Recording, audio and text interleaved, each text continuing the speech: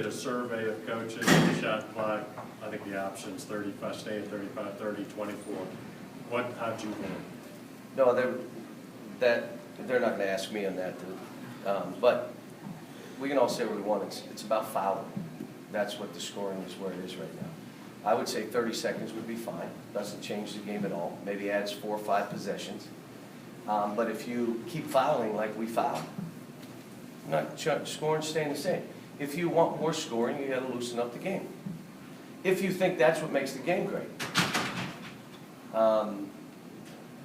If there's body-to-body contact that's not obviously created by the offense, call foul every single time.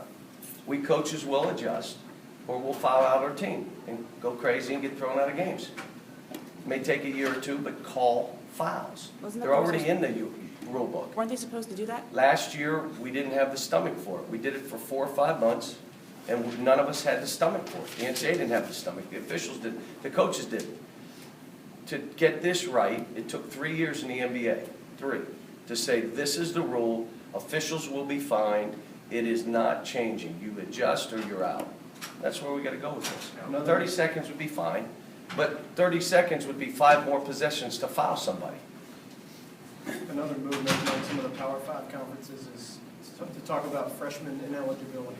What is your reaction that's pretty. to that? I say this, every decision we should make, which we hadn't for 40 years, should be about these kids.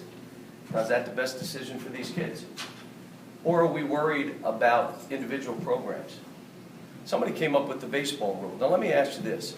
So your son is 6'5", skinny, and over the summer he grows 7 inches and gains weight and becomes Shaq.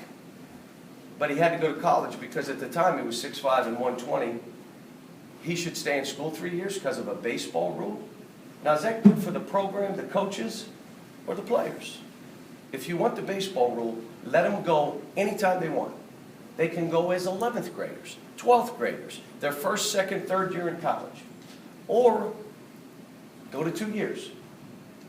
And then do what you're supposed to take care of these kids when they're here. I think all the stuff, 2 years in college would give them almost 3 years of an education, get them back here. Now we have educated people. Our kids come back anyway, whether they leave 1 year. You know what's funny?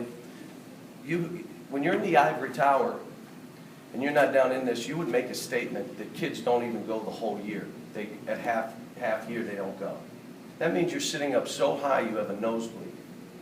If you want to ask our president what he thinks about our players, how they finish the term, how we had 13 out of 16 players with a B average, and they go to class, not internet or correspondence. Some of you may be doing that. We're not. There's not a cluster in one class. They go to class, they do what they're supposed to, but they're a genius. That same guy in the ivory tower, if a guy goes and leaves Bill Gates to go start a company, he's fine. That kid's a genius, and I'm happy for him. But this guy is ruining our college. What? I don't get it. Again, I'm not that smart. I'm not the sharpest knife in the drawer. But I will tell you that when I look at this, I say, what's right for the kids? Not me, not the school, not the pro, not basketball, this animal. What's right for these kids? If it's right for them, it's right for all of us.